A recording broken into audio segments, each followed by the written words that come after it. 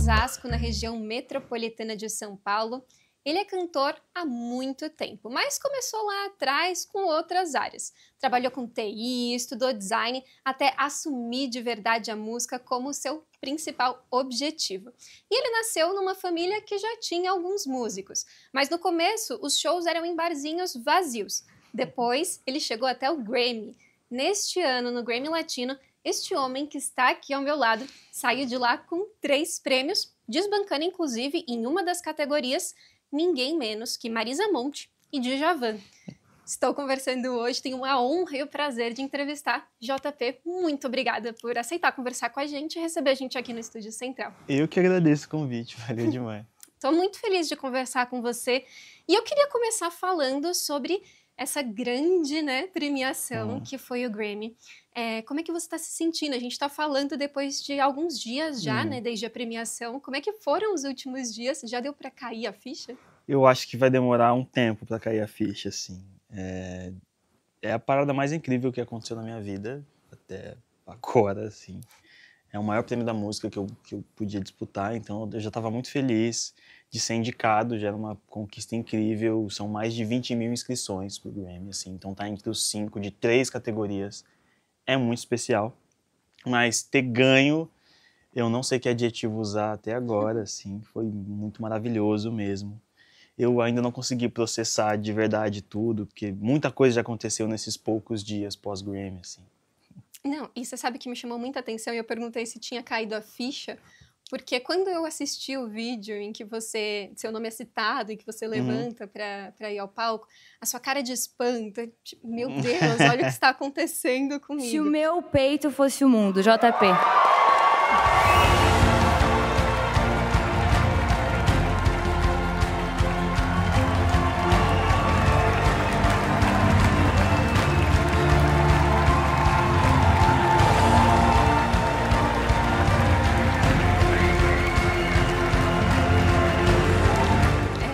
E é muito bonito, assim, né, te ver cruzando ali o caminho entre a plateia, chegando ao palco.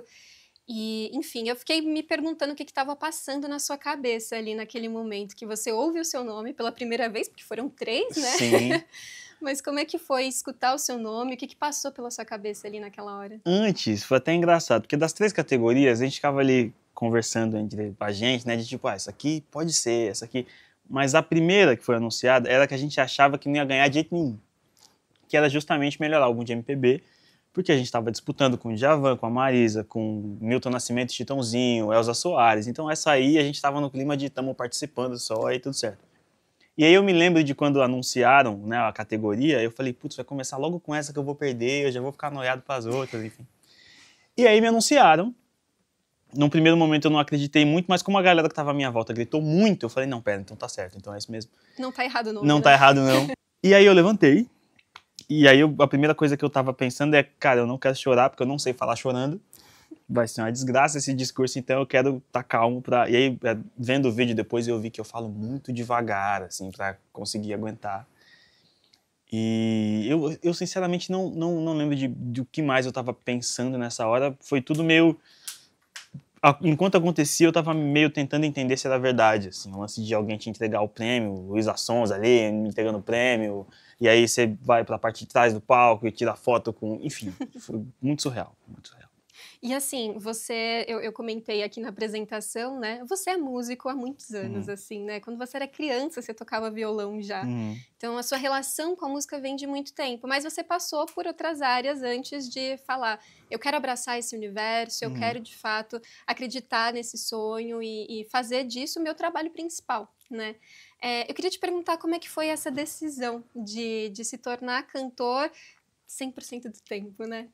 Então, eu me lembro, eu tenho essa memória, assim, de com uns 12 anos, no chuveiro, pensar, caramba, eu podia fazer isso da minha vida. Só que eu não entendia o que isso significava.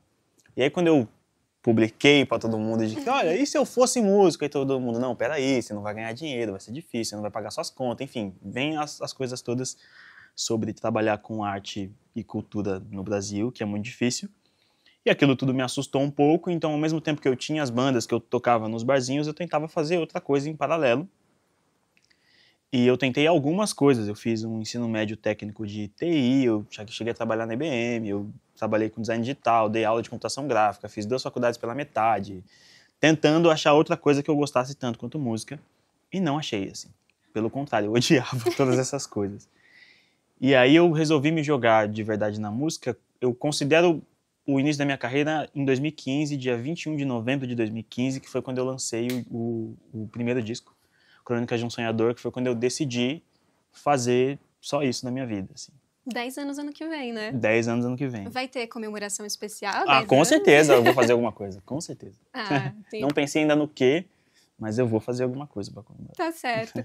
E aí, você, nesse processo de decidir, eu me lembro que, acho que você até falou sobre isso, não lembro agora se foi no discurso do Grammy ou no vídeo que você publicou depois, mas você falou um pouquinho como você nem sonhava com isso, você dizia que não era um sonho, era uma dúvida, né? Exato.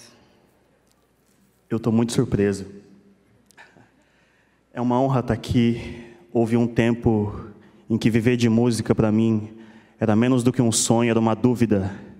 É muito especial estar aqui anos depois de acreditar no meu sonho, ver que o meu sonho é possível, perceber que viver de música é possível para um cara preto de Osasco, do Brasil, enfim.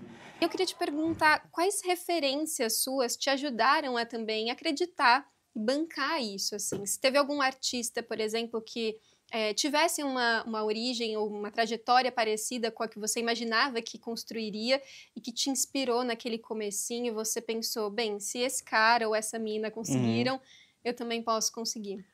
Uma coisa que eu tive alguns surtos e algumas vontades de desistir nesses 9 anos até agora. E sempre aconteceu alguma coisa que me mantinha fazendo música, assim. Nos meus primeiros 2 anos de carreira foi o The Voice, por exemplo, que quando eu não ganhava dinheiro com música, eu estava muito lascado de grana. E aí me chamaram pro The Voice e eu falei, tá, alguma coisa de certo eu devo estar fazendo para ser convidado para participar do programa. E aí ia passando o tempo, amigos que eu ia conhecendo que eram referências para mim, quando eu falava que ia desistir, falavam assim, não, você parar eu vou parar também, então continua. Então eu continuava por causa das pessoas, ou comentários, assim, gente que eu nunca vi na vida comentando em vídeos do YouTube, ou mandando mensagem do quanto a música que eu fazia era importante para a vida daquela pessoa, enfim, gente que eu nem conhecia. Então sempre tinha alguma coisa que me mantinha fazendo música. Quando o dinheiro apertava, de caramba, não tenho dinheiro para gravar, aparecia alguém, não, você é legal, pô, grava aqui no meu estúdio, você não pode parar não. Sempre aconteciam coisas desse tipo que me mantinham fazendo música. Acho que foi a junção de tudo isso que me manteve. Agora, mais recentemente, as coisas começaram a crescer de tamanho, então muitas vezes eu me lembro de falar assim, se eu não conseguir, sei lá, tocar na casa tal até o final do ano, eu vou parar, e aí rolava. Se eu não conseguir, sei lá, botar tantas pessoas ouvindo minhas músicas assim, não sei o que, eu vou parar, e aí acontecia. Então, essas coisas todas foram acontecendo e me incentivando a continuar fazendo. Eu gosto de dizer que, tem uma frase que eu infelizmente não sei de quem é, parece frase de coach, mas eu gosto. Que existe um tipo de sorte que acontece quando a preparação encontra uma oportunidade. E eu acho que é exatamente isso, assim, tipo, eu realmente estudei muito, me preparei muito para ser o melhor músico que eu consegui ser, mas eu só tô aqui agora porque muita gente falou assim, não, pô, grava aqui, não, eu vou ouvir tua música, não, eu vou no teu show. Eu sou o resultado de muita gente que acreditou no que eu tô fazendo, assim. Uma rede de apoio aí total, que ajudou a construir total. isso, né? E eu acho que é muito bonito isso, porque, assim, trabalhos, né, como o de artistas, envolvem sempre muitas pessoas, né? Sim, completamente. É impossível fazer o que a gente faz sem gente para ouvir, sem gente para comprar ingresso, sem músicos, assim. Eu disse no discurso do Grammy, é uma verdade, um disco não se faz sozinho, beleza? É minha cara na capa, tudo certo, mas esse disco não seria possível e não seria desse jeito e não ganharia os prêmios que ganhou se não fosse por cada uma das pessoas envolvidas ali, os músicos, os produtores, o jeito que a gente gravou também foi um jeito muito bacana. Então, realmente nada se faz sozinho. E vamos falar então um pouquinho sobre o disco também, né? 9 anos passaram até agora, desde o seu primeiro. Eu queria te perguntar como é que você acha que você evoluiu como cantor daquele comecinho até agora, né? O que mudou de lá para cá? E também um pouquinho como é que foi construir esse trabalho de agora, né? Que já está rodando aí há um tempo com shows, mas é um trabalho que diz muito sobre você, né? Ele é um trabalho, me parece um trabalho muito autoral, muito pessoal e que ganhou, né? O que ganhou, a premiação que ganhou sendo dessa forma, o que isso representou para você?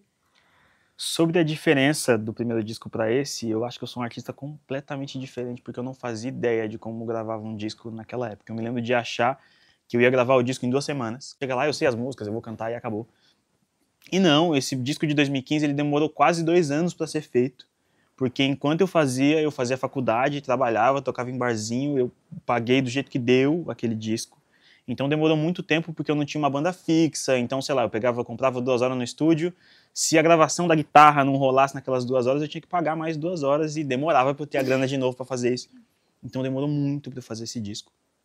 Eu me achava muito inexperiente, então eu não opinava muito sobre a produção, eu deixava o produtor e os músicos basicamente fazer o que queriam, assim, porque eu não me achava conhecedor o suficiente para dar opinião demais.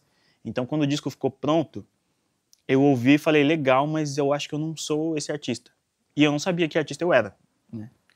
E aí eu comecei a estudar, enfim, ouvir, conhecer outros artistas, ir a shows, enfim, estudar para aprimorar. Eu acho que o momento em que eu consegui dominar melhor a minha arte antes desse álbum foi no EP Garoa, que foi quando eu estava já com o Marcelo Mariano perto, com o Cabé Pinheiro perto, com o Lucas Maia, gente que me ajudou a abrir os olhos para outras coisas, me ensinou a ser um pouco mais crítico e a entender um pouco mais de música no geral, no conceito geral de produção. Então acho que no EP Garoa foi o momento mais maduro que eu cheguei antes do Se Meu Peito Fosse o Mundo, assim. E esse processo todo só aconteceu, mais uma vez, junto com todas essas pessoas, assim. E desculpa, qual foi a sua segunda pergunta? Não, eu perguntei, esse projeto que foi, o Se Meu Peito Fosse o Mundo, ele é muito pessoal, seu, sim. é uma marca muito da sua identidade, assim, né? E fala, enfim, fala sobre temas super importantes. E aí, justamente ele foi o que chegou à premiação e que levou todos esses prêmios.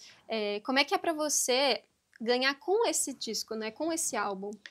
Para mim, esse disco nasceu justamente desse processo todo, né? Quando eu comecei a entender melhor que tipo de artista eu queria ser, o nome do álbum vem daí, né? Na música Garoa tem uma frase que diz: faz de conta que o teu peito agora é um mundo. E nele, lá no fundo, qual é a tua questão? E aí eu falei, tá, se o meu peito de fato fosse um mundo, o que eu teria para dizer? Que mensagem eu teria para passar? E aí eu comecei a escrever todas as músicas do disco pensando nisso, sobre o que eu quero falar, de que jeito eu quero falar, com que sonoridade, enfim. Então é realmente muito sobre mim, sobre eu falando sobre várias coisas, do meu ponto de vista mesmo.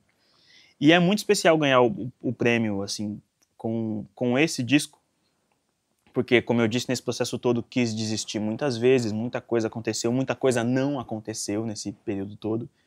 Então é muito massa poder juntar uma equipe que eu amo e que eu acredito para fazer um disco desse jeito, falando sobre a minha visão de mundo, sobre várias coisas.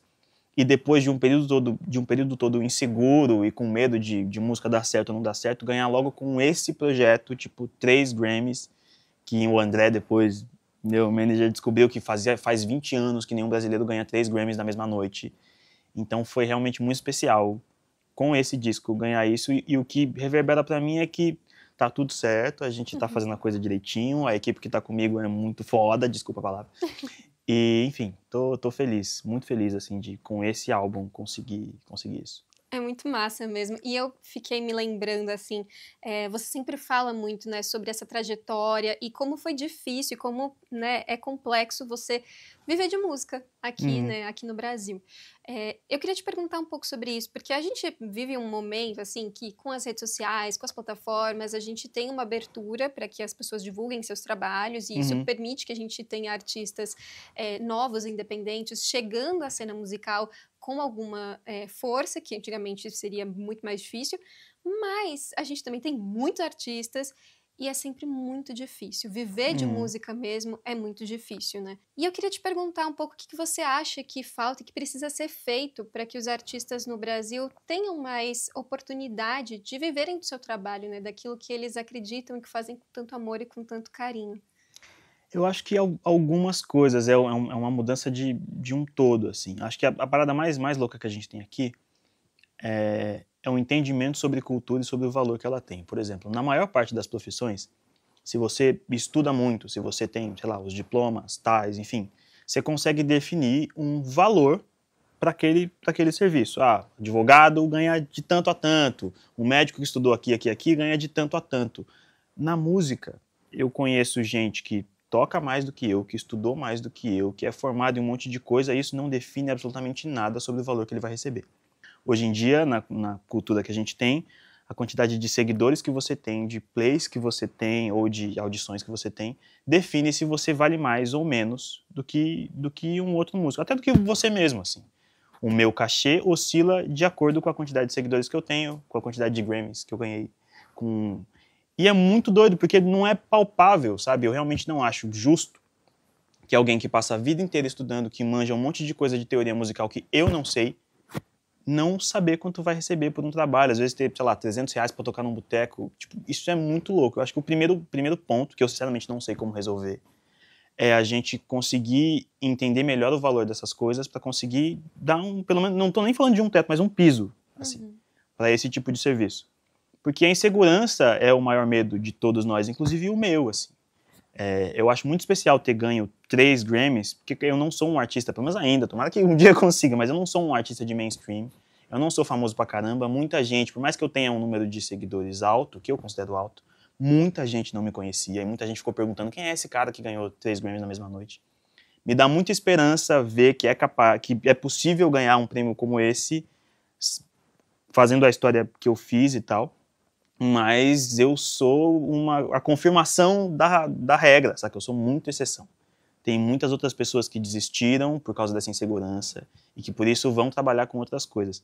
Eu gostaria muito que o mercado e que as pessoas como um todo valorizassem um pouco mais, assim. Eu me lembro do quanto era difícil convencer alguém que nunca tinha me visto na vida a ir ver um show. É muito difícil alguém, assim, aleatoriamente, falar, vamos num show de um artista para conhecer, a galera não quer ir. Não é da nossa cultura ver algo que a gente, enfim, se não for famoso demais, enfim, acho que parte daí. A gente valorizar um pouco mais a cultura, dar um pouco mais de chance para artistas novos e conseguir estabilizar um pouco esses valores do mercado, porque as coisas que determinam quanto eu ganho ou quanto eu não ganho são muito, muito estranhas de se entender. Acho que o primeiro ponto é esse. Mas eu também acredito que existe o mundo como ele é e o mundo como a gente gostaria que fosse. O mundo ainda não é do jeito que eu gostaria que fosse. Então eu acho que sim, se você ama música, mas você precisa pagar suas contas, trabalhe sim com outras coisas e tente manter a música em paralelo. Ou aceite que tá tudo bem eu dar aula de bateria, ter a minha banda, gravar a bateria no estúdio para outros músicos, enfim, tem muitas coisas na música que dá para se fazer para também se ganhar dinheiro, assim. Eu acho que o mais importante é saber sonhar, porque fama não é para todo mundo, não é todo mundo que vai virar Ivete Sangalo, não tem como, saca? Então eu acho que a música tem que ser o foco. Se for dinheiro e fama, você provavelmente vai se frustrar, porque infelizmente não vai rolar com todo mundo, não dá para rolar com todo mundo. Então acho que é saber viver a música com o pé no chão, assim, é meu sonho, mas é meu trabalho, e como todo trabalho tem altos e baixos, eu tenho que estudar para dar conta disso. E como é que você se vê agora nesse momento? Você comentou um pouquinho, né? Eu tô nesse lugar que é um lugar já de mais destaque, porque eu tenho um número alto de seguidores nesse momento, já ganhei uma premiação importante, enfim, participei de um reality show com um técnico que é um grande nome também da música brasileira, como meu técnico. Tenho ali algum sucesso ali nesse sentido. Mas você disse também, ainda não sou o cara do mainstream, né? Como é que você se vê daqui pra frente, Jota? Eu acho que voltando à primeira pergunta que você me fez, assim, parte do lance de eu não conseguir ter caído a ficha do Grammy ainda, acho que vem daí. Como durante a carreira, especialmente no começo, a gente acredita em algumas coisas que falam pra gente, porque além do lance de trabalhar com música é muito difícil, também vem aquele negócio de, se você botar uma música na novela, sua vida vai resolver. Se você for pro The Voice, sua vida vai se resolver. Por um tempo você acredita nisso e você começa a ver que isso não define nada. Então eu acho que eu me anestesiei um pouco, assim, sabe? E entendi que tudo era só mais um passo. O The Voice foi só mais um passo, o número de seguidores foi só mais um passo, o seu Jorge me mandando um áudio foi só mais um passo muito legal, mas foi só mais um passo. E aí eu acho que até o Grammy, pra mim, não caiu muito a ficha, porque eu acho que mesmo sendo uma conquista absurda, algum dia eu vou me ver chorando em casa porque eu realmente entendi o que aconteceu. Eu também ainda, tipo, não caiu a ficha porque eu lembro de ter recebido o primeiro prêmio, sentado e falar assim, não, beleza, legal, vou conseguir um cachê um pouquinho mais legal e já vou ter que pensar na próxima coisa. Enfim, é uma baita conquista, mas acho que eu não consegui absorver porque eu ainda vejo tudo como um passo de cada vez, sabe? Então, o que eu tô vendo agora realmente tem me surpreendido. Porque todas as coisas que eu falei, seguidores, plays e relação com outros artistas, acho que não faz nem 2 semanas que rolou o Grammy, e Vanessa da Mata me ligou, e o Emicida, enfim, o Emicida, que é um cara que estava mais perto, falou comigo, um monte de gente que eu não conhecia começou a me seguir, Paola Oliveira compartilhando story com a minha música, um monte de coisa aconteceu, assim. E tá real me surpreendendo, tá sendo uma reação muito maior do que eu de fato esperava que seria. Então a minha resposta é que eu não faço ideia do que vai ser daqui pra frente. Eu tô preocupado em lançar meu próximo disco, em gravar coisa, eu tô focado na música, sobre o resto, se vou ser mainstream, se eu não vou ser, se vai aumentar o seguidor ou não vai aumentar, eu não tô muito focado nisso agora não. Mas tá vivendo da música, que já é Exato, uma evolução daquilo de, né, quase exatamente, uma década atrás, exatamente. que é muito massa, Uhum. né? Próximo disco, ouvi falar aí no finalzinho dessa Exato, frase. Exato. Acho que alguns Música fãs... é doido, acabei de lançar um, já tô querendo fazer outro. E eu acho que alguns fãs, assim, ficariam um pouco irritados comigo se eu não perguntasse sobre isso também. Como é que... É isso, você tá com um trabalho maravilhoso ainda, tá fazendo, né, vários shows, tem muita coisa ainda, muita estrada para rodar com esse trabalho, imagino você esteja planejando, mas você já tá pensando no próximo. E o que é esse próximo que você imagina e espera conseguir trazer para esse próximo, depois de um projeto como foi esse? Então, o processo do Se Meu Peito Fosse o Mundo me ensinou muito, assim. Ele foi, antes de começar a gravar, 2 anos antes, eu já tinha começado a fazer uma playlist de referência. Então, passei muito tempo pensando sobre o que seria o álbum. E só muito tempo depois eu defini isso. Eu estou exatamente nesse mesmo processo agora, assim. Eu estou pesquisando músicos, músicas, artistas, ouvindo muita coisa que eu não conhecia, somando com o que eu já conhecia, para descobrir o que eu quero de sonoridade para esse disco. Já sei que uma coisa que eu vou me obrigar a fazer no ano que vem, eu quero muito viajar para Cabo Verde, porque foi a música da Mayra Andrade que eu conheci, assim, mexeu muito comigo e foi muito importante para esse disco de agora. Só que eu fiz tudo meio de longe, né? Então eu quero ir para Cabo Verde, quero conhecer a rítmica, a cultura, quero fazer algumas viagens desse tipo, de vez em quando achar uma brechinha e passar 5 dias num lugar que eu não conheço para conhecer a música do lugar e ver o que isso vai reverberar no meu próximo trabalho, assim. Mas eu ainda não defini o que ele vai ser. Aos poucos também, né? Tem que curtir um pouquinho. Tá tudo bem, eu vou gastar esse disco mais um tempo, exato, é isso. Tá tudo bem, né? O Emicida tem um intervalo longo entre os trabalhos dele, né? E é isso, acho que faz muito parte do processo, até de se esperar. Eu lembro que uma vez ele deu uma entrevista e falou um pouco sobre isso, as pessoas às vezes têm muita pressa de saber sobre o próximo, de saber sobre, né? Mas esse meio, ele é muito importante, muito né? importante, muito aquilo que foi feito, de muito fato, importante. né? Eu fiquei planejando esse disco por quase 2 anos, gravei ele, a gravação mesmo valendo foi tipo 1 semana e meia. Só que demorou 2 anos para essa ideia ficar pronta e virar o que virou, e aí, enfim, tudo que aconteceu. Sim. Antes da gente encerrar, eu queria só te fazer mais uma pergunta antes da minha pergunta final, que é... A gente estava comentando aqui, antes de começar a entrevista, do show da Casa Natura Musical, que foi o lançamento do álbum.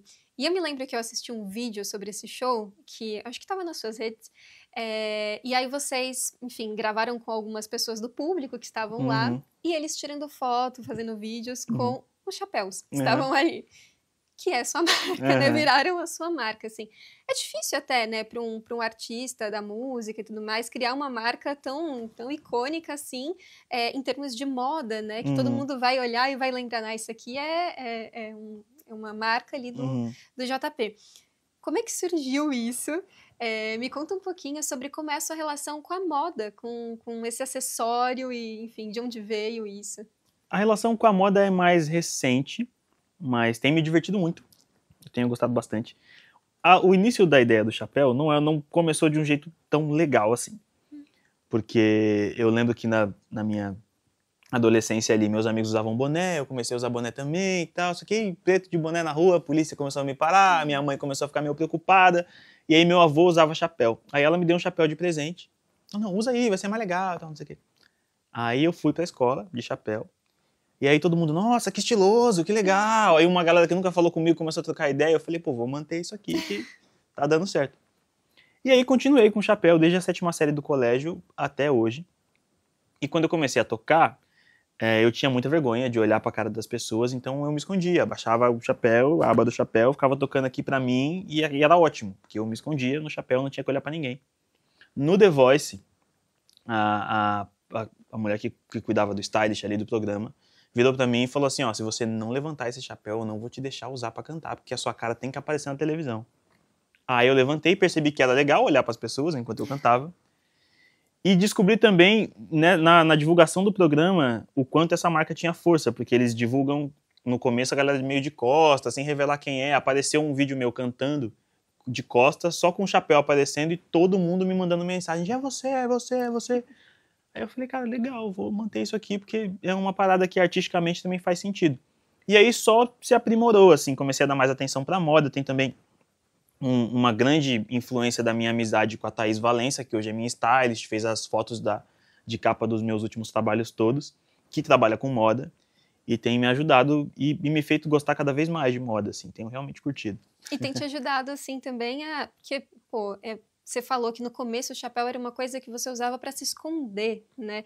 Ele surgiu de um lugar de preconceito, né? De um lugar de, tipo, pô, eu não vou usar o que você queria usar, que era o boné, uma preocupação da sua mãe. E hoje ele é uma marca aí desse seu trabalho como artista e tal.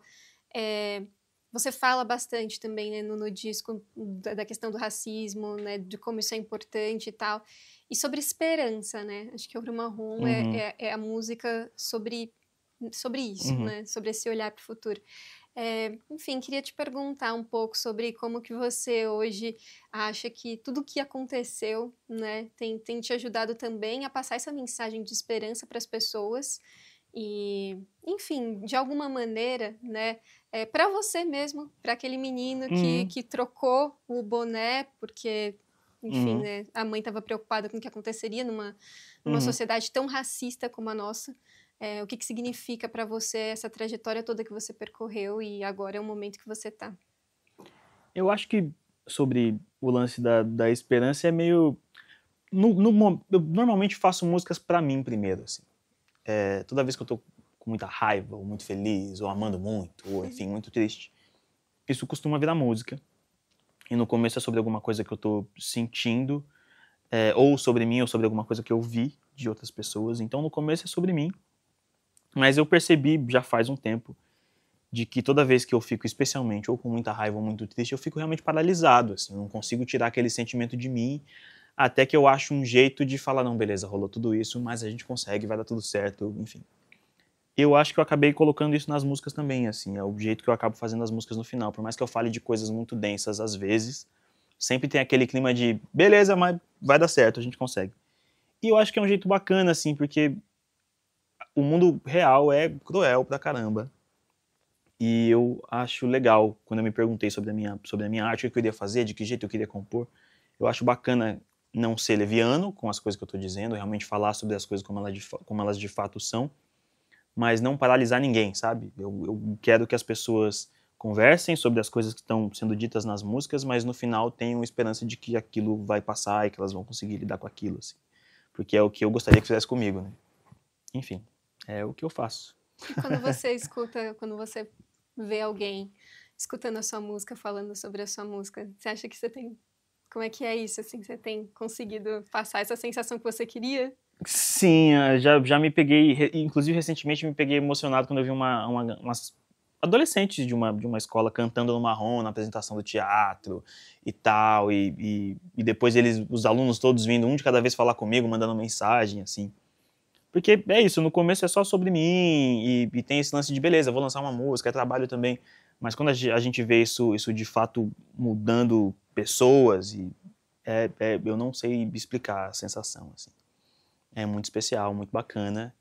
E é legal, porque beleza, eu amo fazer música, é meu trabalho, mas é muito especial saber que isso de fato tem importância no dia a dia de outras pessoas, assim. É muito legal, né? E mexe muito com as pessoas, né? É muito gostoso. Até quando a gente escuta também, imagino que você também, né? Quando escuta algum artista que você gosta, deve ter isso Sim, também, exatamente, né? exatamente. É massa provocar aquilo que, né, já foi Que provocado provocam em você. mim. Tem uma frase, eu não sei se é do Tom Bandileone ou do Vinícius Calderoni, que ele diz, música é o que eu faço com o que a música faz em mim. Eu acho que é exatamente isso, assim. É isso. Jota, muito obrigada pela entrevista. Obrigado, Eu sei que valeu. tá super corrida a sua agenda nos últimos dias, então eu Que nada, agradeço adorei o papo, muito tudo por certo. esse espacinho. Foi uma honra. E que a gente ouça muito JP daqui pra frente, gente. Esse cantor maravilhoso que está aqui ao nosso lado merece muito ser ouvido, compartilhado e por aí vai. Muito obrigado. Obrigada. Valeu demais.